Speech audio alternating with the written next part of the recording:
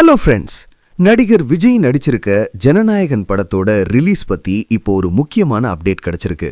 படம் பொங்கலுக்கு ரிலீஸ் ஆகுமா இல்லையாங்கிற கேள்வி இப்போ ரசிகர்கள் மத்தியில ரொம்பவே சூடு பிடிச்சிருக்கு. விஜயோட கடைசி படமா சொல்லப்படுற இந்த ஜனநாயகன் வர்ற ஜனவரி 9ஆம் தேதி தியேட்டருக்கு வரும்னு எதிர்பார்த்தோம். ஆனா படத்துக்கு இன்னும் சென்சார் சர்டிபிகேட் கிடைக்கல.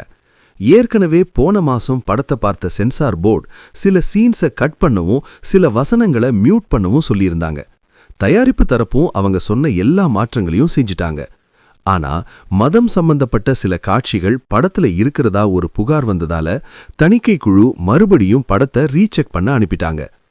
படம் ரிலீஸ் ஆக இன்னும் 2 நாள் தான் இருக்கிறதால தயாரிப்பு நிறுவனம் அவசரமா சென்னை உயர்நீதிமன்றத்துல வழக்கு தொடர்ந்தாங்க.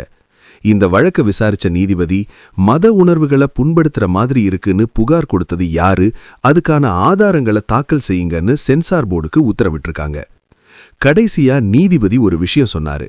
தை பிறந்தால் வழி பிறக்கும்னு சொல்லிட்டு படத்தோட ரிலீஸை ஜனவரி 10ஆம் தேதிக்கு ஏன் தள்ளி வைக்க கூடாதுன்னு ஒரு கேள்வியும் கேட்டிருக்காரு.